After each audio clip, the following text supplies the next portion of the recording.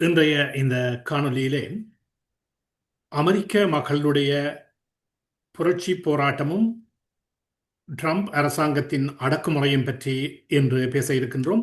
இன்றைய இந்த நிகழ்விலே கலந்து கொள்ளுகின்றார் நான்காம் அகிலத்தின் அனைத்துலக குழுவின் பிரெஞ்சு பகுதியான சோசலிச சமத்துவ கட்சியின் உறுப்பினரும் உலக சோசலிச வலைத்தளத்தின் எழுத்தாளரும் அரசியல் ஆய்வாளருமான திரு அதியன் அவர்கள் கலந்து கொள்கின்றார். வணக்கம் அதியன். வணக்கம். வணக்கம். இன்று உலகெங்கும் பல பிரச்சனைகள் போய்கொண்டிருக்கின்றது. போர் மூட்டம் சூழ்ந்து கொண்டிருக்கின்றது. இந்த வேளையிலே அமெரிக்க அரசாங்கம், அதாவது எல்லே பகுதியிலே மிக பெரும் புரட்சி போராட்டங்கள் வெடித்துக் கொண்டிருக்கின்றது. அதை அடக்குவதற்காக ட்ரம்ப் அரசாங்கம் எடுத்துக்கொண்டிருக்கின்ற பெருமுயற்சி, இவை பற்றி இன்று பேசுவோம். அதை பற்றி நீங்கள் என்ன கூறுகின்றீர்கள்? மிக தெளிவாக கூறப்போனால், அமெரிக்க ஜனாதிபதி டொனால்ட் ட்ரம்ப்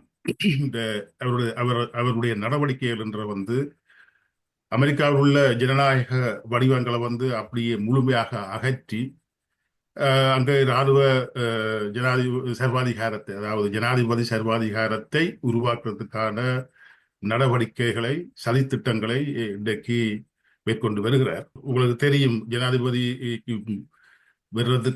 பதவிக்கு வர்றதுக்கு முன்பு தேர்தல் பிரச்சாரத்தின் போது ட்ரம்ப் பிரச்சாரம் எப்படி இருக்கு என்றால், தான் பதவியேற்கிற முதல் நாளிலிருந்து ஒரு சர்வாதிகாரியாக செயல்படுவேன் என்று பலமுறை கூறியிருக்கிறார். அதன்படி இந்த வருஷம் ஜனவரி மாதம் 20ஆம் தேதி 2வது தடவையாக ட்ரம்ப் ஆட்சிக்கு வருகிறார். அவர் முதல் தாக்குதலை செய்கிறார் அங்குள்ள புலம்பெயர்ந்த தொழிலாளர்களுக்கு எதிராக. அந்த தாக்குதல் உங்களுக்கு தெரியும், இப்ப இது முக்கியமாக இப்ப அமெரிக்காவுடைய நவீன வரலாற்றில், குறிப்பாக உங்களுக்கு தெரியும், அமெரிக்காவில் 2 ஜனநாயக புரட்சிகள் நடந்தது. குறிப்பாக 1775 1783 வரை பிரித்தானிய காலத்துக்கு எதிராக அமெரிக்க சுதந்திர போர் இடம்பெற்றது. அதுல வெற்றியும் பெற்றார்கள். அந்த அந்த இதிலிருந்து அமெரிக்க கான்ஸ்டிடியூஷன், அதாவது அரசியல் அமைப்பு உருவாக்கப்பட்டு அதுல பல ஜனநாயக உரிமைகள் அங்குள்ள மக்களுக்கு கொண்டு வரப்பட்டது. அதற்கு பின்பு 2வது ஜனநாயக புரட்சி, அதாவது அடிமைத்தனத்துக்கு எதிரான புரட்சி நடந்தது. அது ஆப்ரஹாம் லிங்கன் தலைமை கீழே காலத்துல, குறிப்பாக 1861 65 வரை, அதுல அமெரிக்காவில் உள்ள அடிமைத்தனத்தை அழிச்சு இந்த ஜனநாயக உரிமைகளை மேலும் அதை சுகப்படுத்தி அந்த அரசியலமைப்பு இன்றைக்கு இருக்கிறது. அதுல சில முக்கியமான சட்ட பிரிவுகள் இருக்கிறது. குறிப்பாக அரசியல் அமைப்பின் 10வது திருத்த சட்டம் ஒன்று சொல்றது. அதன்படி அமெரிக்காவில் யாரும் பேசுவதற்கும் மற்றது கூட்டங்கள் கூடுவதற்கும் உரிமைகள் இருக்குது, போராட்டங்கள் செய்வதற்கும் உரிமைகள் இருக்குது. அவை அனைத்தையும் ட்ரம்பின் இப்பொழுதுள்ள இந்த பாசிச நிர்வாகம் ஒழிச்சு கட்டுற பாகமாக இருக்கிறார்கள். முக்கியமாக ட்ரம்ப் முதலாவது பதவி காலத்தில், அதாவது 2020ஆம் ஆண்டு, அங்குள்ள ஒரு கருப்பினத்தவரை ஒரு போலீஸ்காரர் கழுத்தை நெரிச்சு 8 நிமிஷமா நெரிச்சு படுகொலை செய்த பொழுது அங்கு ஒரு பாரிய போராட்டம் கிளர்ச்சி ஒன்று முடிச்சது. அதை அடக்குவதற்கு அமெரிக்காவுக்குள்ள இராணுவத்தை குவிக்கிறதுக்கு முயற்சி செய்த பொழுது, அப்போது இருந்த அமெரிக்காவின் இராணுவ தளபதி ஜெனரல் மார்க் மில்லி, முப்படைகளின் தளபதி, அதை ஏற்றுக்கொள்ளல. அப்ப அமெரிக்க ஸ்தாபனத்துக்குள்ளேயே அதுக்கு உடன்பாடு இருக்கிறது. அரசியல் அமைப்புக்கு எதிராக போறாருன்னு சொல்லி, அரசியல் அமைப்பு ஒரு சட்டம் என்ன கூறுது என்றால், அமெரிக்காவில் எந்த ஒரு கிளர்ச்சிக்கும் உள்நாட்டில் இராணுவத்தை பாவிக்க முடியாதுன்னு சொல்லி. ஆனால் இன்றைக்கு ட்ரம்ப் நிர்வாகம் இந்த உரிமையில அனைத்தையும் ஒரு சதி திட்டம் மூலமாக ஒழிச்சு கட்டி இல்லாதொழித்து இப்போ ஒரு இராணுவ ஜனாதிபதி சர்வாதிகாரத்தை நிறுவுறார். இன்றைக்கு சனிக்கிழமை வாஷிங்டன்ல அவர் அமெரிக்க இராணுவத்தின் 250வது நிகழ்வுகளை ஏற்பாடு செய்திருக்கிறார். அதோட சேர்த்து அவருடைய 79வது பிறந்த நாளையும் இன்று கொண்டாடுகிறார். இந்த நிகழ்விற்கு வாஷிங்டன் டிசியில குறிப்பாக 7,000க்கும் மேற்பட்ட துருப்புக்கள் குவிக்கப்பட்டிருக்குது. 150க்கும் மேற்பட்ட டேங்கிகள், பெரும் வாகனங்கள் கொண்டு வரப்பட்டிருக்குது. அதே போன்று 50க்கும் மேற்பட்ட ஹெலிகாப்டர்கள் பாவிக்கப்படுகிறது. இவை அனைத்தும் இந்த நிகழ்ச்சிக்கு பிறகு வாஷிங்டன் இருந்து திருப்பி முகாம்களுக்கு போறது என்று சொல்றது நம்பக்கூடிய விஷயம் இல்லை. இது அங்கேயே இருக்கும். ஏனென்றால் இன்று இதே குறிப்பாக அமெரிக்காவுக்கு உள்ளே லாஸ் ஏஞ்சல்ஸ்லேயும் சாண்டியாகோ மற்றும் கலிபோர்னியாவில் மற்ற இடங்களில் தொடங்கின இந்த போராட்டம், அதாவது புலம்பெயர்ந்த மக்களுக்கு எதிராக மட்டுமில்லை, அங்குள்ள மாணவர்கள், கல்வி கற்றும் மாணவர்கள் பலஸ்தீனத்தின் காசாவில் நடந்து கொண்டிருக்கிற இனப்படுகொலைக்கு எதிராக போராடிய மாணவர்களை கைது செய்து அவர்களை நாடு கடத்துகிற நோக்கமாக எல் செல்வடோரில் உள்ள முகாமுக்கும் கீபாவில் உள்ள குவாண்டனமோ முகாமுக்கும் அனுப்புவதை நாங்கள் பார்க்கிறோம். இதுவரை 50,000க்கும் மேற்பட்டவர்கள் கடத்தப்பட்டிருக்கிறார்கள். புலம்பெயர்ந்தவர்களுக்கு மேல விசா இருக்குதோ இல்லையோ கைது செய்யப்படுறார்கள். சரி, அந்த விடயம், அதாவது இந்த மக்களுடைய போராட்டம் வெடித்ததற்கான காரணம் என்ன? ஆரம்பத்தில் இவர்கள் வெளிநாட்டவர்களை கைது செய்து அனுப்ப வேண்டும் என்ற முடிவு எடுத்தது எப்படி? இதனுடைய காங்கிரஸ் அதற்கான அனுமதியை கொடுத்ததாக என்று இப்படியான விடயங்களை பற்றி கேட்டால் என்ன சொல்வீர்கள்? ட்ரம்ப் நோக்கம் புலம்பெயர்ந்த தொழிலாளர்கள் மட்டுமில்லை, அமெரிக்காவில் உள்ள அனைத்து தொழிலாளர்களுக்கு மீதான தாக்குதல் என்ற ஒரு பாகமாகத்தான் இந்த வேலை செய்து கொண்டிருக்கிறார். இதனால் தான் அமெரிக்காவுக்கு உள்ள இன்றைக்கு 2,000க்கும் மேற்பட்ட நகரங்களில் அமெரிக்க மக்கள் இன்றைக்கு ஒரு பெரும் போராட்டத்தை ஆரம்பித்திருக்கிறார்கள். அவர்கள் உணர்கிறார்கள், இது புலம்பெயர்ந்த மக்களுக்கு எதிரான தாக்குதல் இல்லை, இது எங்களுக்கு மேலான தாக்குதல் சொல்லி. உங்களுக்கு தெரியும், இப்ப அமெரிக்காவில் உள்ள சமூக நிலைமை என்ற மிக மோசமான முறையில போய் கொண்டிருக்கின்றேன். அது நீண்ட காலமாக 87ஆம் ஆண்டுக்கு குறிப்பாக சொல்ல போனால் அமெரிக்காவுக்குள்ள 87ஆம் ஆண்டுக்கு பிறகு அமெரிக்கா பொருளாதாரம் தொடர்ச்சியாக வீழ்ச்சி அடைஞ்சு கொண்டு கொண்டிருந்தது. அதன் பாகமாக அங்குள்ள சமூக திட்டங்கள், அதாவது மருத்துவம், கல்வி அனைத்தும் அங்க படிப்படியாக அளிக்கப்பட்டு கொண்டு வந்து நாங்கள் பார்க்கிறோம்.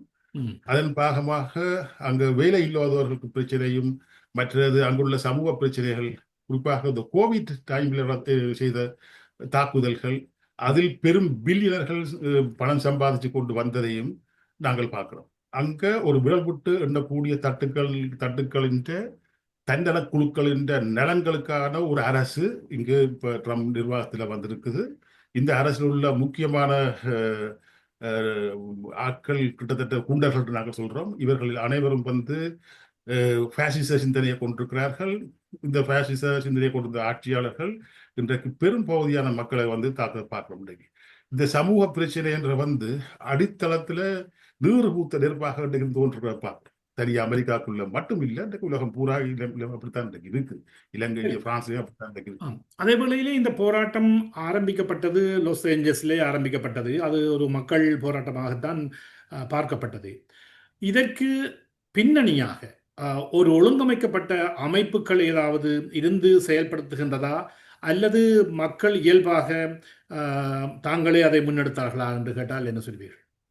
இல்லை, இது தன்னெழுச்சியான போராட்டம். இது ஒரு ஒழுங்கமைக்கப்பட்ட ஒரு போராட்டம் இல்லை. ஆனால் மில்லியன் கணக்கான உழைக்கும் மக்கள் வீதியில இறங்கி இருந்து இன்றைக்கு போராட்டத்தை மேற்கொண்டு இருக்கிறார்கள். இது பாரிய ட்ரம்ப் நிர்வாகத்துக்கு மீதான ஒரு பாரிய ஆத்திரம் இன்றைக்கு இருக்கிறத பார்க்கிறோம். இன்றைக்கு இப்ப உதாரணத்துக்கு இப்ப கலிபோர்னியாவில் உள்ள கவர்னர் ஜனநாயக கட்சியை சேர்ந்தவர். அவர் இப்ப ஜனநாயக கட்சி இந்த இந்த ஆளுந்தட்டின் ஒரு பாகமாக இருக்கிற நாங்கள் பார்க்கிறோம் அமெரிக்காவுக்குள்ள. அது இந்த போருக்கு, குறிப்பாக உக்ரைன் போருக்கும் காசாவில் இருக்கிற போருக்கும் கடந்த பைடன் நிர்வாகத்துக்கு கீழே முழுமையாக ஈடுபட்டிருந்த நாங்கள் பார்த்தோம். இப்ப இந்த கலிபோர்னியாவில் ட்ரம்ப் இந்த தாக்குதலை ஆரம்பிக்கிறார். புலம்பெயர்ந்தவர்கள் கைது செய்கிற பாகமாக இப்ப பல மீடியாக்கள் பிரச்சாரம் செய்கிறது எப்படி என்றால், விசா இல்லாதாக்கள், அந்த பதிவிட உரிமை இல்லாதாக்களை தான் ட்ரம்ப் கைது செய்து நாடு கடத்துறாரு சொல்லி. உண்மை அப்படி இல்லை. ம், அவர் ஏற்கனவே பதவிக்கு வந்த ஒரு நாட்டில இருந்து முதல் சைன் பண்றது, அவர் இப்ப பல மாணவர்களை, அங்குள்ள விசா உள்ள மாணவர்களை வந்து கைது செய்து நாடு கடத்தியிருக்கிறார். ம், ம், அதுல ஹலீல்னு சொல்லி ஒரு மாணவர், இந்த பலஸ்தீன விடுதலைக்காக ஒரு இனப்படுகொலைக்கு எதிராக போராடின மாணவர்கள் ம். மிரட்டப்படுகிறார்கள், கைது செய்யப்படுகிறார்கள். அஹ் அது மட்டுமல்ல, பன்னிரண்டு கூடி இந்திய இந்திய மாணவர்கள் இரும்பு சங்கிலியால் பிணைக்கப்பட்டு எடுத்துச் சென்ற காட்சி கூட இந்த மீடியாக்களிலே வெளிவந்தது அந்த அந்த வேளையிலே. உண்மைதான். அதே மாதிரி மமடு தாலன் சொல்லி இன்னொரு மாணவர், கோர்னல் பல்கலைக்கழகத்து மாணவரும் கைது செய்யப்படுறதுக்கான நிலைமை வந்து கிடைச்சிருந்தது, ம். நடந்தது. அவர் அங்கிருந்து வெளியேற தள்ளப்பட்டார். பல மாணவர்கள், உங்களுக்கு தெரியும், இந்த ஹார்வர்ட் யூனிவர்சிட்டியில வந்து கிட்டத்தட்ட 80 நாடுகளைச் சேர்ந்த 3000க்கும் மேற்பட்ட மாணவர்கள் கல்வி கற்றுக்கிறார்கள். அங்கு அமெரிக்க அரசாங்கத்தின் உதவிகள் முன்பு கிடைத்தது. இப்ப அது வந்து இப்ப முற்றுமுழுதாக ட்ரம்ப் அதை நிறுத்தி வச்சிருக்கிறார். ம். இப்படி ஜனநாயக உரிமைகளுக்கு எதிரான தாக்குதல தொடர்ச்சி தான் இப்ப கலிபோர்னியாவில் நடந்து கொண்டிருக்கிறது. மற்ற மற்ற ஆனால் பகுதிகளில் இது வந்து ஒரு கேள்வி இருக்கின்றது. ஏனென்றால் ஆம், அமெரிக்க அதிபர் ட்ரம்புக்கு ஆதரவானவர்கள் குறிப்பிடுகின்ற போது இந்த மாணவர்கள் பிரைவேட், அதாவது தனியார் ரீதியாக தனியார் மாணவர்களாக கல்வி கற்க வந்தவர்கள், ஆனால் தொடர்ச்சியாக அங்கே இருக்கின்றார்கள். அது மட்டுமல்ல, அரசாங்கம் அவர்களுக்கு உதவித்தொகை வழங்கி கொண்டிருக்கின்றது. ஆகவே இவையெல்லாம் நாங்கள் கொடுக்க வேண்டிய அவசியம் இல்லை என்பதை கூறுகின்றார்களே. அப்ப அது பற்றி என்ன சொல்வீர்கள்? இப்ப அது அது வந்து ஏற்றுக்கொள்ள முடியாது. இப்ப குறிப்பாக அமெரிக்கா வந்து விளங்க வேணும் அப்படி என்றால், அமெரிக்கா வந்து நவீன வரலாற்றில் வந்து ஒரு குடியேற்ற நாடு. ம், ஐரோப்பாவிலிருந்து அங்கு போய் குடியேறியவர்கள் தான் குறிப்பாக 15ஆம் 16ஆம் நூற்றாண்டுகளுக்கு பிறகு குடியேறும் நாடு தான் இன்றைக்கு அமெரிக்கா. ம், இங்க முழு உரிமையும் இருக்குது. அங்குள்ள மாணவர்கள் அமெரிக்காவுக்கு உள்ளேயோ வெளியேயோ கற்றுக்கொள்றதுக்கான முழு முழு முழு மனித உரிமைகள் இருக்குது, இருந்து கொண்டிருக்கு. இதுகள் எல்லாத்தையும் வந்து ட்ரம்ப் ஒழித்து கட்டுற வந்து நாங்கள் பார்க்கிறோம். ஏற்கனவே சொன்னது போல ட்ரம்ப் நிர்வாகத்திலையும் அதுக்கு ஆதரவானவர்கள் வந்து இந்த பாசிச சிந்தனை கொண்டு வந்தவர் அதிவலதுசாரிகள். ம். அவர்கள் வந்து தொடர்ச்சியான பிரச்சாரம், வெளிநாட்டுக்காரர், புலம்பெயர்ந்தவர்கள், மாணவர்கள் மீதான தாக்குதல்களை செய்து கொண்டிருக்கிறார். அனைத்து பொருளாதார நெருக்கடிகளுக்கும் இந்த புலம்பெயர்ந்த மக்கள் தான் முதல் பலிக்கடக்களாக ஆக்கப்பட்டு கொண்டிருக்கிறார்கள். ம். இந்த பிரச்சாரம் என்ற வந்து திட்டமிட்ட வகையில வந்து இந்த வலதுசாரி மீடியாக்களாலையும், வலதுசாரி ட்ரம்புக்கு ஆதரவான பாசிஸ்டாலையும் இந்த பிரச்சாரம் மேற்கொள்ளப்படுகிறது. உண்மை அது இல்லை. ஆனால் அங்கு இதில் உள்ள மீண்டும் மீண்டும் நான் ஒரு கேள்வியை முன்வைக்க விரும்புகின்றேன். என்னென்றால், அஹ், அதாவது அமெரிக்க அதிபருக்காக வாதிடுபவர்களுடைய பேச்சிலே அவர்கள் குறிப்பிடுகின்றார்கள், இந்த அனுப்பப்படுகின்ற மக்கள் அந்த நாட்டினுடைய பிரஜைகளாக அங்கீகரிக்கப்பட்டவர்கள் அல்ல. ஆகவே அவர்கள் ஒரு வழியிலே அவர்கள் நீதிக்கு புறம்பாக இருக்கின்றார்கள், அல்லது அல்லது முற்றுமுழுதாக தெரியாமல் இருக்கின்றார்கள் என்று கூறுகின்றார்கள். இது பற்றி என்ன கூறுவீர்கள்? அனைத்தும் பொய் பிரச்சாரம், அப்படிலாம் கிடையாது. ம், அங்க புலம்பெயர்ந்தவர்கள், விசா இல்லாதவர்கள் என்று அது வந்து அனைத்தும் பட்டமான பொய் பிரச்சாரம். ஆனால் அவங்கள் ட்ரம்பின் விளங்கப்படும் என்றால், ட்ரம்ப் நிர்வாகம் என்ற வந்து ஒரு விரல்பட்டு எண்ணக்கூடிய தன்னல குழுக்கள் என்ற குண்டர்களுக்கான ஒரு பாசிச நிர்வாகம். இது பரந்துபட்ட மக்களுக்கான ஒரு நிர்வாகம் அல்ல. இது ட்ரம்ப் தொடர்ச்சியாக அந்த அமெரிக்க அரசியலமைப்பை ஒழித்து கட்டி தலைகுப்புற மாற்றி ஒரு ஜனாதிபதி சர்வாதிகாரத்தை உருவாக்குறதுக்கான முன்னெடுப்புகளை தான் செய்து கொண்டிருக்காரு இன்றைக்கு. கிட்டத்தட்ட நீங்கள் கூறுவது போல அந்த இராணுவத்தை அங்கே கொண்டு வந்ததும், அது மட்டுமல்ல மரைன் படைகளை கொண்டு வந்ததும் கூட நீங்கள் சொல்வதற்கான ஒரு காரணமாக இருந்தாலும் கூட, உங்களுடைய நாட்டிலே எடுத்துக்கொள்வோம், பிரான்சிலே எடுத்துக்கொள்வோம், அங்கே இருப்பவர்களிலே அதாவது அந்த நாட்டின் பிரஜா உரிமைகளாக அங்கீகரிக்கப்பட்டவர்கள் இருக்கின்றார்கள். ஆனால் அப்படி அங்கீகரிக்கப்படாமல் இருப்பவர்கள் இருக்கின்றார்கள். அவர்களும் கைது செய்யப்படுகின்றார்கள், ஜெயிலிலே அடைக்கப்படுகின்றார்கள். அப்ப அதற்கும் இதற்கும் என்ன வித்தியாசம் இருக்கின்றது? இப்ப இந்த ஆளும் தட்டுக்கள் அமெரிக்காவில் சரி, இந்த வலதுசாரி வலதுசாரி தட்டுக்கள் இப்ப குறிப்பாக ஜெர்மனியிலும் தொடங்கிட்டார்கள். ம், புலம்பெயர்ந்த மக்களை வந்து கைது செய்து கடத்துறது. ம், அது விசா உள்ளாக்கள் முதல் பலி. விசா இல்லாதாக்கள், ம், அதாவது விசா வழங்குறதுக்கு இந்த ஆட்சியல் வந்து வழங்கல மக்களுக்கு. ம், உண்மையில அந்த மக்கள் அந்தந்த நாடுகள்ல, இந்த நாடுகள், இந்த ஏகாதிபத்திய நாடுகள் மேற்கொண்ட யுத்தத்தால் தான் அங்கிருந்து வெளியேறி வாழ முடியாத நிலைமையில வந்து இந்த ஐரோப்பிய நாடுகளுக்கும் அமெரிக்கா போன்ற நாடுகளுக்கும் வெறும் நாங்கள் பார்க்கிறோம் இன்றைக்கு. ம், அப்ப இந்த மக்கள் தான் முதல் பலிக்கடாக்களாக ஆக்கப்படுகிறார்கள் இந்த ஆளும் தட்டுக்களின் முதல் தாக்குதல். ம். இங்கே அமெரிக்காவில் நடந்து கொண்டிருக்கிற வந்து புலம்பெயர்ந்த உம், வதிவிட உரிமை இல்லாத மக்களின் பேரு கீழே செய்கிற வந்து அப்பட்டமான தாக்குதல்கள் இந்த முழு தொழிலாளர் வர்க்கத்துக்கும் அமெரிக்காவுக்கு உள்ள அதிண்ட முதல் பலிக்கடாக்கள் இவர்கள்லாம். சரி, ஆனால் இப்ப அப்படியாக ட்ரம்ப் இருந்தால் அப்படியாக இருந்தால் அமெரிக்க அரசாங்கம் இந்த மக்கள் அனைவருக்கும் பிரஜா உரிமை வழங்கி அந்த நாட்டிலே வைத்திருக்க வேண்டும் என்பது உங்களுடைய கருத்தாக இருக்கின்றதா? முழு பேருக்கும், அனைத்து பேருக்கும் முழு உரிமை இருக்குது. இன்றைக்குள்ள விஞ்ஞானம், தொழில்நுட்ப வளர்ச்சி, இன்றைக்கு உலகம் வந்து இன்றைக்கு சுருங்கி போய் நிலைமையில வந்து இன்றைக்கு பொருளாதாரம் வந்து உலக பொருளாதாரமா மாறி இருக்கிற இன்றைய நிலைமையில வந்து இன்றைக்கு ஒரு மனிதன் தான் விரும்பின இடத்துல வந்து வாழ்றதுக்கான முழு உரிமையும் இருக்கு. ம், இது இப்ப அமெரிக்க அரசியல் அமைப்பு, அந்த அரசியல் இதான் ட்ரம்ப் செய்து கொண்டிருக்கிற வேலை. அரசியல் அமைத்த முழு நோக்கம் வந்து அரசியல் அமைப்பை வந்து சதித்திட்டம் மூலமாக ஒழிச்சு கட்டி, இப்ப ஹிட்லர் எப்படி 33ஆம் ஆண்டு ஜெர்மனியில ஆட்சிக்கு வந்து பியூரர், அதாவது அவற்ற கையில ராணுவம், அவற்ற கையில தான் முழு அதிகாரங்களை கொண்டிருக்கிற ஒரு சர்வாதிகார ஆட்சியை நிறுவுறது தான் இப்ப இன்றைக்கு ட்ரம்ப் செய்து கொண்டிருக்கிற வேலை. ம். ட்ரம்ப் அங்கொண்டு ஜனநாயக உரிமையில கொண்டதுக்காக அந்த வேலை செய்யல. ஏற்கனவே உள்ள ஜனநாயக உரிமையில வந்து ஒழிச்சு கட்டுறான் அவற்றை வேலையா இன்றைக்கு இருந்து கொண்டிருக்கு. இதுக்கு பலியாக்கப்பட்டு கொண்டிருக்கிற வந்து இன்றைக்கும் இந்த புலம்பெயர்ந்த தொழிலாளர்கள் முதல் பலிக்கடாக்கள். தொடர்ச்சியாக இது இதர தொழிலாளர் வர்க்கத்துக்கு எதிராக, உழைக்கும் மக்களுக்கு எதிராக, மாணவர்களுக்கு, இளைஞர்களுக்கு எதிராக இது தாக்குதல் மேற்கொள்ளப்படும் என்றதை நாங்கள் எச்சரிக்கை கொடுக்கிறோம். சரி, இது வந்து இந்த போராட்டமானது நீங்கள் குறிப்பிட்டிருந்தீர்கள், மக்கள் தாங்களாகவே இந்த போராட்டத்திலே ஈடுபட்டிருக்கின்றார்கள் என்று. ஆனால் இது தொடர்ச்சியாக இப்பொழுது பார்த்தால் பல மாநிலங்களுக்கும் பரவிக்கொண்டு செல்லுகின்றது.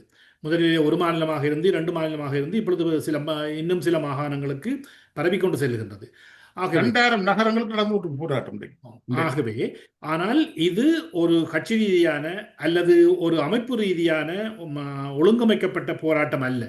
வெற்றி பெற முடியுமா இவர்களால்? ஒரு அமைப்பு ரீதியாக இல்லாத மக்கள் போராட்டம் வெல்ல முடியுமா? முடியும், முடியும், சாத்தியமானது. ம், நாங்கள் இப்ப எங்களுக்கு நாங்கள் 4ஆம் அகிலத்தின் அனைத்து குழுவின் அமெரிக்க பகுதியா இருக்கக்கூடிய சோசியலிச சமத்துவ கட்சி இந்த போராட்டத்துல வந்து ஒரு முன்னோக்க வழங்கி இருக்கிறது. நாங்கள் இன்றைக்கு கூறுகிறோம் வந்து அமெரிக்காவில் உள்ள அனைத்து தொழிற்சாலைகளிலும், பணியிடங்களிலும், பல்கலைக்கழகங்களிலும், எங்கெங்க கல்லூரிகளிலும் சாமானியர்களுடைய அமைப்புகளை, குழுக்களை வந்து கட்டியெழுப்புமாறு நாங்கள் இருக்கின்றோம்.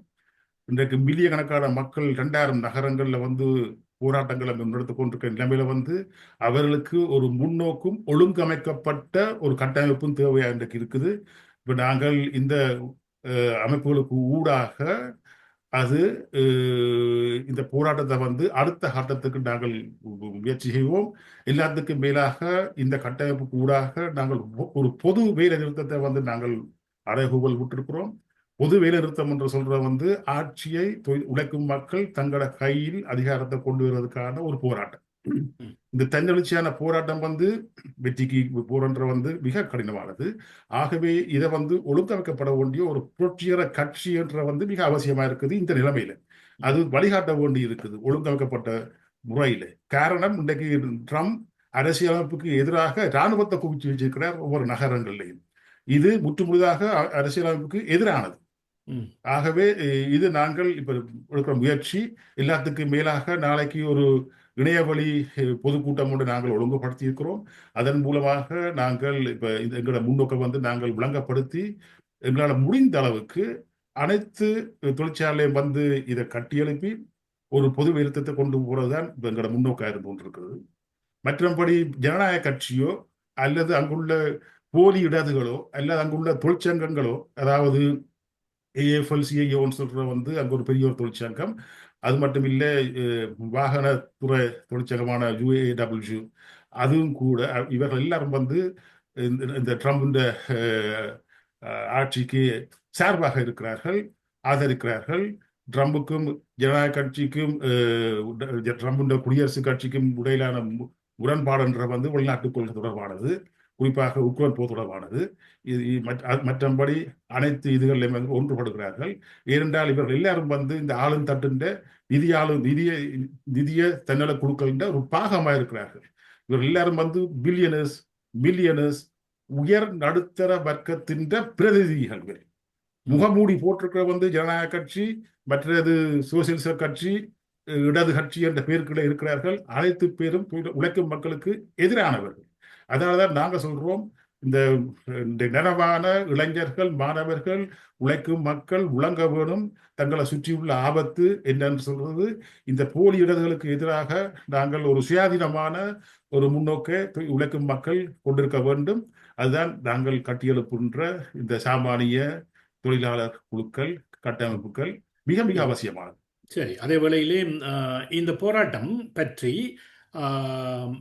அதிபர் ட்ரம்பினுடைய ஆதரவாளர்கள் அல்லது அவர்களுடைய கட்சியைச் சேர்ந்தவர்கள் அல்லது அவர்களோடு ஆதரவாக இருக்கக்கூடிய கட்சியைச் சேர்ந்தவர்கள் இந்த போராட்டத்துக்கு ஆதரவு தெரிவித்துக் கொண்டிருக்கின்றார்கள். இடதுசாரிகள், நீங்கள் போலி இடதுசாரிகள் என்று கூறினாலும் கூட இடதுசாரி கொள்கையுடைய கட்சியும் மிக சிறிய அளவிலே அங்கே இருக்கின்றது. அவர்கள் இந்த போராட்டத்துக்கு குரல் கொடுத்திருக்கின்றார்களா அல்லது இதை பற்றி என்ன கூறியிருக்கின்றார்கள்?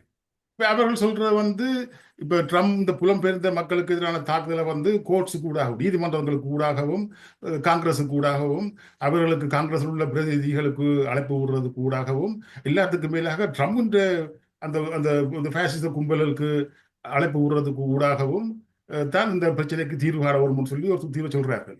அது ஒரு காலம் சாட்சியம் இல்லை, அது சாட்சியப்படாது. நாங்கள் சொல்றோம், அது உழைக்கும் மக்கள் தங்கள் சொந்த கையில அதிகாரத்தை எடுத்துக்கொள்ள வரும். பெரும் பகுதியான உழைக்கும் மக்கள் இந்த ஆட்சிகளுக்கு எதிர்ப்பு. ஆனா அவர்களுக்கு வழி தெரியல, எப்படி இதை நான் கடக்கிறேன்னு சொல்லி அதுக்கு வழிகாட்டுறதுதான் இப்ப நாங்க இன்றைக்கு செய்து கொண்டிருக்கிற வேலை. அதை நாங்கள் விளங்கப்படுத்த வேண்டி இருக்கிறது. எல்லாத்துக்கும் மேலாக இப்ப நாங்கள் புரட்சியாளர் பொதுக்கூட்டங்கள், இந்த கட்டமைப்புகளை நாங்கள் மேற்கொண்டு வர்ற முக்கியமாக இந்த நிலைமையை மாற்றுறதுக்கு போலி இடதுகளையோ இல்லாது தொழிற்சங்கங்கள் என்ற பாத்திரம் என்ற மிக துரோகத்தனமான பாத்திரம், பொய். சரி, இது ஒரு முக்கியமான கேள்வியை உங்களிடம் கேட்க வேண்டும் என்று விரும்புகின்றேன். இந்த போராட்டத்தை நீங்கள் ஆதரித்துக் கொண்டிருக்கின்றீர்கள் அல்லது மக்கள் போராட்டம் செய்ய வேண்டும் என்பதிலே உங்களுக்கு மாற்று கருத்து எதுவும் இல்லை. ஆனால் இந்த அரசாங்கங்கள், இந்த முதலாளித்துவ அரசாங்கங்கள் இந்த போராட்டங்களை பற்றி கிஞ்சித்தும் கவனமெடுப்பதில்லை. ஆக மிஞ்சி போனால் போராட்டம் உறக்கின்ற போது துப்பாக்கி பிரயோகம் செய்கின்றார்கள். அதுக்கு மேலும் போனால் குண்டையே போடுகின்ற அளவுக்கு இருக்கின்றார்கள். அதுக்கு நல்ல உதாரணம் இன்று பாலஸ்தீனத்திலே நடக்கின்ற பிரச்சினை. அந்த மக்கள் வலித்து துடைத்து கொல்லப்பட்டு கொண்டிருக்கின்றார்கள். ஆனால் எந்த விதமான ஒரு உதவிகளோ ஒரு மாற்று கருத்துக்களோ கிடைக்கவில்லை. ஆகவே இந்த மக்கள் போராடுகின்ற போது அவர்களுக்கு ஆபத்தான ஒரு நிலைமைக்கு எடுத்து செல்லுமா என்று கேட்டால் என்ன சொல்வீர்கள்? போராட்டம் கொண்டு வரைக்கே அவர்கள் இப்ப பால்வா சாவன்ற ஒரு போராட்டம், இது ஒரு உரிமைக்கான போராட்டம். இப்போ உலகத்தில் நடந்த அனைத்து புரட்சிகளையும், ஈவன் பிரெஞ்சு புரட்சியில கூடி எத்தனையோ ஆயிரக்கணக்கான மக்கள் பலியாகித்தான் அந்த புரட்சியில வெற்றி கொள்ளப்பட்டது. இப்ப அமெரிக்க சுதந்திர போர், அமெரிக்கா முதலாவது சுதந்திர போர், அதாவது முதலாவது அப்போ சொன்னது போல அந்த போர்ல கூடி பல்லாயிரக்கணக்கான கொல்லப்பட்டார்கள். அதே போன்று இந்த அடிமைத்தனத்துக்கு எதிராக ஆப்ரஹாம் லிங்கன் காலத்தில் நடந்த உள்நாட்டு போரில் அதுலேயும் ஆயிரக்கணக்கானவர்கள் கொல்லப்பட்டார்கள். இந்த போரும் புரட்சி என்ற உள்ள இளமை இன்றைக்கு இந்த புரட்சிகள் இளமையில தொழிலாளர் வர்க்கம் போராட்டம் என்ற குறிப்பாக உழைக்கும் மக்கள் போராட்டம், மாணவர்கள், இளைஞர்கள் போராட்டம் என்ற தங்களோட உயிரை படையம் வைத்தான் போராடுறாரு. வாழ முடியாத நிலைமை லெனின் சொல்றார், ஒரு அரசியல் ஆட்சி அதிகாரத்துக்கு கீழே மக்களால் வாழ முடியாது என்ற ஒரு நிலை வரும் பொழுது மக்கள் வீதிக்கு போராடுவார்கள். பிரச்சனை என்னென்றால், இங்க ட்ரொஸ்கி ஏற்கனவே குறிப்பிட்டது போல 40களில் இன்றைக்கு மனித குலம் எதிர்கொள்ற பிரச்சனை தலைமை நெருக்கடி. ஒரு புரட்சிகர தலைமை, ஒரு கொம்பஸ் தேவையா இருக்குது இந்த ஆத்திரம் கொண்ட இந்த மக்களோட எழுச்சிக்கு வழிகாட்டுறது. ம். அந்த வழிகாட்டுறதுக்கு ஒரு மாலுமி தேவையா இருக்குது. அதுதான் புரட்சிகர கட்சியின் ஒரு பாத்திரம். அதைத்தான் இப்ப நாங்கள் எங்களால் முடிந்த அளவுக்கு மேக்சிமம் நாங்கள் இந்த பிரச்சாரத்தையும் அனைத்து சமூக ஊடகங்களுக்கு ஊடாகவும் சமூக வலைத்தளங்களுக்கு ஊடாகவும் நேரடியாகவும் நாங்கள் இந்த பிரச்சாரத்தை நாங்கள் செய்து கொண்டிருக்கிறோம். அதாவது சாமானிய தொழிலாளர்கள் குழுக்களை வந்து கட்டி எழுப்புற வந்து இன்றைக்கு மிக மிக அவசியமான கோரிக்கையா இருக்குது. இந்த குழுக்கள் எப்படி ரஷ்ய புரட்சியில வந்து சோவியத்துக்கள் அங்குள்ள தொழிற்சாலைகள்லையும் அங்குள்ள விவசாய இதுகளையும் வந்து கட்டி எழுப்பி சோவியத்துகளுக்கு அதிகாரம் என்ற பேருக்குள்ள அக்டோபர் புரட்சி நடந்தது போன்று இங்கே நாங்கள் இந்த சாமானிய தொழிலாளர் குழுக்களை கட்டி அது தொழிற்சாலைகள் வந்து தங்கள் கட்டுப்பாடுகளை கொண்டு வர வேண்டும். அது மட்டுமில்லை, இன்றைய உலக போக்கை வைத்து பார்க்கின்ற போது இது எவ்வளவு தூரம் மக்களுடைய வெற்றி சாத்தியமாக பார்க்கப்படுகின்றது? இல்ல, நான் ஏற்கனவே இந்த கேள்விக்கு நான் பதில் சொல்லியிருக்கிறேன். சாத்தியம் இல்லை என்று சொல்லி நாங்கள் ஸ்டார்ட் பண்ணல. அது தேவைதான் முக்கியம்ன்றது. இது காரணம் இன்றைக்கு வந்து இன்றைக்கு மிக மிக சாத்தியமான நிலைமை இன்றைக்கு வழங்கி இருக்கு எங்களுக்கு. பரந்துபட்ட மக்கள் இந்த ஆட்சிகளுக்கு கீழே இந்த அமெரிக்கா என்ற நிகழ்ச்சி என்ற வந்து இன்றைக்கு உலக நிகழ்ச்சியில ஒரு பாகம் இன்றைக்கு இருக்கிறது. அப்ப இன்றைக்கு பரந்துபட்ட மக்கள் இதை கடந்து அடுத்த கட்டத்துக்கு போறதுக்கான முழு போராட்டத்திலையும் இன்றைக்கு குதிச்சிருக்கிறத நாங்கள் பார்க்கிறோம். இன்றைக்கு இந்த நிர்வாகத்துக்கு கீழே பார்க்கறதுக்கு அவர் வழி இல்லை. ஆகவே இதுதான் வழி. அதாவது ஒன்றை விளங்கப்படும், போர் புரட்சிகளை விளைவிக்கும் தவிர்க்க முடியாமல். காரணம், செய்த போர் வந்து அந்த மக்களின் வாழ்க்கை சமூக திட்டங்களை வந்து அழித்து ஒழிக்கும். பென்ஷனையோ சமூக பிரச்சனைகளையோ முழுக்க அழித்து ஒழிக்கும். அப்போது மக்கள் வீதிக்கு வருவார்கள், போராடுவார்கள். அந்த போராட்டத்துக்கு வழிகாட்டுற வந்தால் ஒரு புரட்சிகர கட்சியின் பாகமாக இருக்குது. ஆகவே சாத்தியமானது. சரி, இந்த அமெரிக்க மக்களுடைய இந்த போராட்டங்களும் அந்த அரசாங்கத்தினுடைய அதற்கு எதிரான அடக்கு முறைகளும் பற்றி நாங்கள் பேசியிருந்தோம். அடுத்து இப்போது மிக பூதாகாரமாக பேசப்படுகின்ற ஒரு விடயமாக இன்று ஈரான் இஸ்ரேல் போரை பற்றி பேசிக்கொண்டிருக்கின்றார்கள். ஏனென்றால் இஸ்ரேல் ஏற்படுத்திய தாக்குதலுக்கு பதில் தாக்குதலாக நேற்றைய தினம் பாரிய அளவிலே ஈரான் தாக்குதல்களை மேற்கொண்டிருக்கின்றது. இந்த விடயம் எப்படி நகரப்போகின்றது, அல்லது உக்ரைன் ரஷ்யா போர் போன்று பல ஆண்டு காலங்களாக இது நீடித்து செல்லுமா என்று கேட்டால் அது பற்றி என்ன சொல்வீர்கள்? நான் ஏற்கனவே இங்கே குறிப்பிட்டது போல இப்போது நாங்கள் ஒரு 3ஆம் உலக யுத்த காலப்பகுதியில் இன்றைக்கு நாங்கள் வாழ்றோம். கிழக்கு ஐரோப்பிய நாடுகள் இன்றைக்கு முழுக்க நேட்டோ என்ற படைகள், அமெரிக்க நேட்டோ என்ற படைகளால் குவிக்கப்பட்டிருக்குது ரஷ்யாவுக்கு எதிரான தாக்குதல். அது ஒரு முதலாவது போர் முனை. 2வது போர் முனையா நாங்கள் பார்க்கிறோம் இன்றைக்கு மத்திய கிழக்கு நடந்து கொண்டிருக்கிற இந்த போர். காசா உதாரணத்துக்கு புதிய மத்திய கிழக்கு உருவாக்குறது அது அமெரிக்கா இஸ்ரேலின் ஆதிக்கத்துக்கு கீழே கட்டுப்பாட்டுக்கு கீழே வச்சிருக்கிறதா இந்த தாக்குதல் ஈரானுக்கு மீதான தாக்குதல் ஒரு நோக்கம். இன்றைக்கு இஸ்ரேல் பலஸ்தீனத்தில் உள்ள முழு பகுதியிலும் தன் கட்டுப்பாட்டுக்கு கொண்டு வருவதற்காக போர் செய்து கொண்டிருக்கு. முதலாவது கட்ட போர் வந்து காசாவிலே முற்று முழுதாக அதை அழித்து ட்ரம்ப் நிர்வாகத்துடன் சேர்ந்து அதை வந்து இந்த கேளிக்கை விடுதிகளையும் கசினோக்களையும் உருவாக்குறதும் தான் அவர்கள் நோக்கமாக இருக்கிறது. சியோனிஸ்டுகள் கட்டுப்பாட்டுகளை கொண்டு வருவது. 2வது வெஸ்ட் பேங்கில் உள்ள மக்களை வாழ்கிற பகுதியில் கட்டுப்பாட்டுகளை கொண்டு வருவது. தொடர்ச்சியாக மத்திய கிழக்கில் மற்ற இதர நாடுகளின் மீதான தாக்குதல் செய்து கட்டுப்பாட்டு கொண்டு வந்து பாகமாகத்தான் இன்றைக்கு ஈரானுக்கு மீதான நடந்து கொண்டிருக்கிற கடந்த வியாழக்கிழமை இஸ்ரேல் செய்த தாக்குதல். அவங்களோட நோக்கம் இப்ப ஏற்கனவே நீங்க விளங்கவோடு மத்திய கிழக்கு எப்படி இருக்குன்ற வந்து அமெரிக்கா இந்த கடற்படை போர்க்கப்பல்கள், விமானம் தாங்கி கப்பல்கள் மத்திய கடல் பகுதியிலையும் செங்கடல் பகுதியிலையும் ஈரானியின் எல்லையை சுற்றி உள்ள பகுதிகளில் குறிப்பாக பாரசீக வளைகுடாக்கள் அனைத்திலையும் குவிக்கப்பட்டிருக்குது. அதை விட தரவழியாக ஜோர்டான், ஈராக், சிரியா, இஸ்ரேல் இப்படி பல நாடுகளில் வந்து அமெரிக்க இராணுவ தளங்கள் இன்றைக்கு இருக்கிறது. குறிப்பாக இப்ப கட்டார், துபாய் எல்லா இடங்களையும் இங்க பார்க்கலாம். கிட்டத்தட்ட அப்ப ஒரு ஆயிரக்கணக்கான அமெரிக்க இராணுவ வீரர்கள், இராணுவ சிப்பாய்கள் அங்க குவிக்கப்பட்டிருக்கிறார்கள். இப்ப பீட் ஹெக்ஷத் பாதுகாப்பு அமைச்சர் சொல்லியிருக்கிறார், இப்ப ஈரானுக்கு மேல செய்த தாக்குதலுக்கு பிறகு ஈரான் வந்து இது முதல் சொல்றேன், இந்த தாக்குதல் வந்து அமெரிக்காவும் இஸ்ரேலும் செய்த தாக்குதல். ம், ம், ஈரானுக்கு மேல ஈரான் அணு சக்தி நிலையங்களை சாரி அணு ஆயுதம் இல்லை, அணு சக்தி நிலையங்களை வந்து அழிச்சு ஒழிக்கிறதும், அங்குள்ள இந்த பாலிஸ்டிக் மிசைல்ஸ் தொழிற்சாலைகளை வந்து அழித்து ஈரானை நாசமாக்குறது. எப்படி ஈராக்க, சிரியாவை, பலஸ்தீனத்தை நாசமாக்கினது போல அடுத்தது 80 மில்லியன் வாழ்கின்ற ஒரு உலகத்தின் ஒரு நாகரிகமான அடுத்த தொட்டிலாக கருதப்படும் ஈரானையும் இன்றைக்கு நாசமாக்குறதுக்கான வீரர்களை வந்து அமெரிக்க இந்த ட்ரம்ப் நிர்வாகத்தின் ஃபேசிச நிர்வாகமும் சியோனிச நிர்வாகம் சேர்ந்து இஸ்ரேலும் சேர்ந்து இந்த வேலை செய்து கொண்டிருக்கிறார்கள். இஸ்ரேல் கூறியிருக்குது இந்த தாக்குதல் வந்து இது ஆரம்ப கட்ட தாக்குதல்கள், இதில் ஈரானிய இராணுவ தளபதிகள் முக்கியமான இராணுவ தளபதி கொல்லப்பட்டிருக்கிறார், அணு கொல்லப்பட்டிருக்கிறார், இப்படி பல முக்கியமான தலைவர்கள் கொல்லப்பட்டிருக்கிறார்கள். இப்ப ஈரான் நேற்று தாக்குதலை, இஸ்ரேலுக்கு எதிரான தாக்குதலை வந்து செய்திருக்கிறார்கள் என்று நம்பப்படுகிறது. எல்லாத்துக்கும் மேலாக அமெரிக்கா எச்சரிக்கை விடுத்திருக்கு ஈரானுக்கு, தங்களுடைய இராணுவ தங்களுக்கும் இந்த இதுக்கு சம்பந்தம் இல்லப்பட்டமான போய் தங்கள் மீது தாக்குதல் செய்தால் கடும் விளைவுகளை வந்து ஈரான் எதிர்கொள்ளும். ஆனால் இப்ப அமெரிக்கா என்ற முழு ஏவுகணையிலும் ஈரான் மத்திய கிழக்குல ஈரானுக்கு மீதான தாக்குதல் செய்யறதுக்கான முழு தயார் நிலையிலும் இன்றைக்கு நாங்கள் பார்க்கிறோம். ஆபத்தான நிலைமை.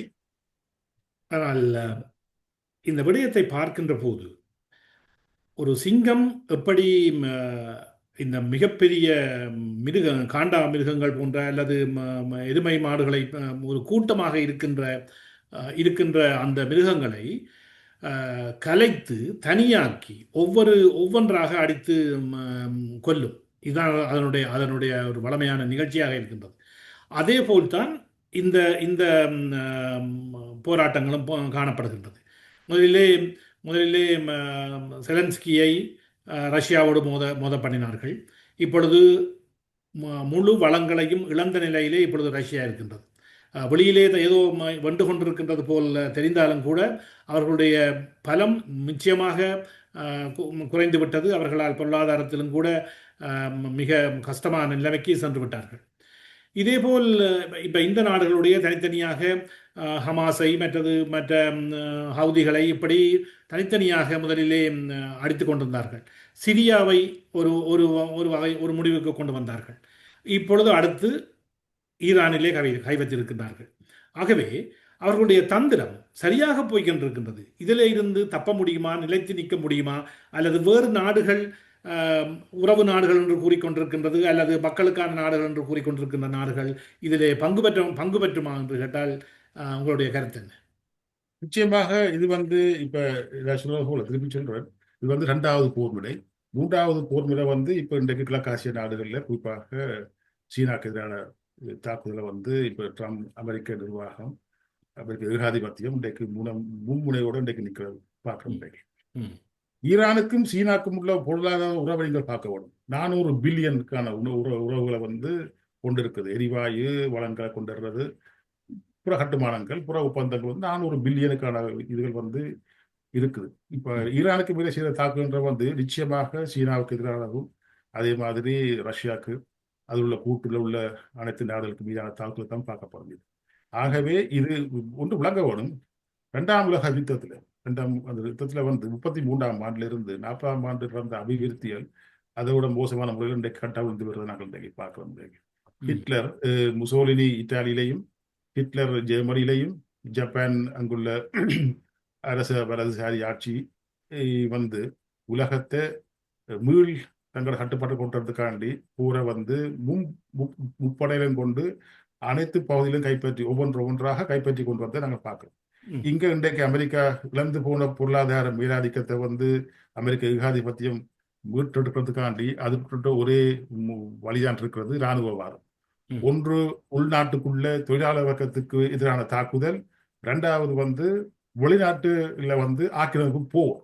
இந்த 2ம் ஒரு முறையில போய் கொண்டிருக்க நாங்கள் பார்க்கிறோம். இது அழிவுகரமானது. இது தனிய ஈரானோட மட்டும் நிற்க போறதில்லை. இது நாங்கள் ஏற்கனவே எச்சரிக்கை விடுத்தது போல ஒவ்வொரு நாடுகளாக இன்றைக்கு ஈராக் இந்த நூற்றாண்டு பிறந்த காலத்திலிருந்து 2001 ஆப்கானிஸ்தான், ம். 2003 ஈராக், 2011 லிபியா, அதுக்கு பிறகு சிரியா, இப்படி ஒவ்வொரு நாடுகளாக ஆக்கிரமிக்கப்பட்டும் நாசமாக்கப்பட்டும் வந்து கொண்டிருக்க பார்க்கிறோம். அடுத்த இது கிட்டத்தட்ட பார்த்தீங்கன்னா கிட்டத்தட்ட சீராவை சுற்றி வளைக்கிறதுக்கான நகர்வுகள் ம். ம். அமெரிக்க ஏகாதிபத்தியம் அதுக்கு சார்பாக உள்ள ஏகாதிபத்திய சக்திகளுடைய நகர்வுகள் தான் நாங்கள் பார்க்கிறோம். இதைத்தான் லெனின் முதலாம் உலக யுத்த காலத்தில் சொன்னார், இந்த ஏகாதிபத்தியம் இன்றைக்கு உலகத்தை பங்கு பங்கு பங்கு போடுவதற்கான யுத்தத்தை ஆரம்பித்திருக்கிறோம் சொல்லி. இன்றைக்கு 100 ஆண்டு காலமாக இந்த போர்கள் அதன் நலங்களுக்காக கொள்ளையடிக்கிற இந்த நலங்களுக்காக இந்த போர்கள் கட்டவிழ்த்து பட்டிருக்கின்றன. இதனால் பாதிக்கப்படுவது மில்லியக்கணக்கான மக்கள். அப்ப இதுக்கு எதிரான போராட்டத்தை செய்யறது வந்து மிக அவசியமானது. ஹிட்லர் ஆட்சிக்கு வந்த பொழுது சொல்ல தன் நாசிக்களுடைய நாசிக்கள் என்ற வந்து நேஷனல் சோசியலிசம், அதான் நாசிகள் சொல்றது, அந்த நாசிக்களுடைய ஆட்சி 1000 வருஷத்துக்கு நீடிக்கும்னு சொன்னார். ட்ரொட்ஸ்கி சொன்னார், வரலாற்று விதிகள் சைலன்ஸ் அதிகாரத்திலும் பார்க்க மிக பலமானது சொல்லி. ஆனால் ஹிட்லர் ஆட்சி 33 வந்தது. 41ஆம் ஆண்டுலேருந்து தொடர்ச்சியான சரிவுகளை சந்திச்சு 45ஆம் ஆண்டு பங்கருக்குள்ள பேர்லின்ல தற்கொலை செய்து முடிவை பெற்றது போன்று இந்த முழு சர்வாதிகாரிகளும் இந்த பாசிஸ்டுகளும் வந்து ஒழித்து கட்டப்படுவார்கள். ஒரு திட்டமிட்ட முறையில வந்து உலக தொழிலாளர் வர்க்கம் ஐக்கியப்பட்டு இந்த போராட்டத்தை முன்னெடுக்குமா இருந்தால் அது வெற்றிக்கு போத்தான் தீரும். இதுதான் நாங்க சொல்ற முன்னோக்கு. இதை விட இது மனித குலம் ரெண்டு வழியெல்லாம் செல்ல முடியும். ஒன்று இந்த போருக்கான அழிவுல கொடுக்க வேண்டி இருக்கும். இல்லாது போனால் இந்த போருக்கு எதிராக ஒரு போருக்கு எதிரான போர் இயக்கத்தை கட்டி எழுப்புறது வந்து மிக அவசியமானது உலக ரீதியாக. ஏன்னா இது உலக போர், இது தனி நாட்டு கடந்து கொண்டிருக்கிற போர் இல்லை. இதனால நூற்றுக்கணக்கான நாடுகள் இன்றைக்கு பரிசாகி கொண்டிருக்குது ஒன்றின் பின் ஒன்றாக. இதனால் பாதிக்கப்பட போற வந்து மிக மிக வறுமையான நாடுகள்.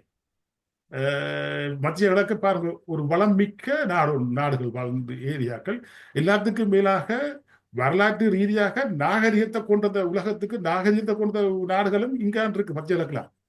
அசிரிய நாகரிகம், பபிலோனிய நாகரிகம், மொசப்பொட்டோமிய நாகரிகம், சுமேரிய நாகரிகம், இதெல்லாம் எகிப்திய நாகரிகம், எல்லாத்தையும் மட்டமாக்கி கொண்டிருக்குது இந்த ஏகாதிபத்திய சக்திகள்.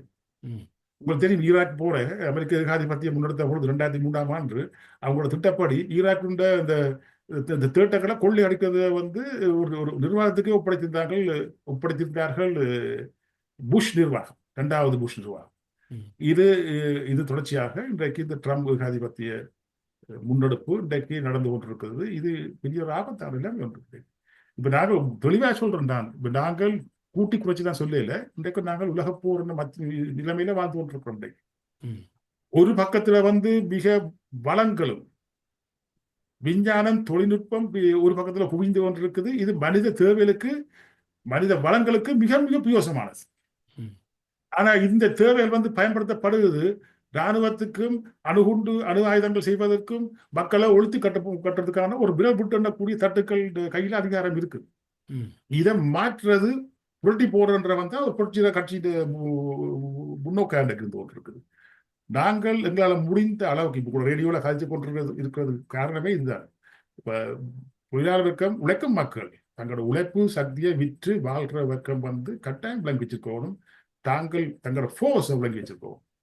தாங்க கூட்டு சேர்ந்து ஒரு பலமான சக்தியா மாறவும், அது இந்த முன்னோக்குகளை அணிதிரளவும், ஆட்சி அதிகாரத்தை அந்தந்த நாடு உள்ள தொழிலாளர் வர்க்கம் அந்தந்த நாடுகள் உள்ள இந்த போரை முன்னெடுத்து கொண்டிருக்கிற ஆட்சிகளை வீழ்த்தவும். குறிப்பாக இன்றைக்கு அமெரிக்க ஏகாதிபத்தியம் உலக ஏகாதிபத்தியத்தின் மையமா இருக்கக்கூடிய அமெரிக்க ஏகாதிபத்தியத்தில் இந்த பாசிச சக்திகள் ஆட்சிக்கு வந்திருக்கிறதும் அது தொடர்ச்சியான தாக்குதல் செய்யறது வந்து மிக ஆபத்தான.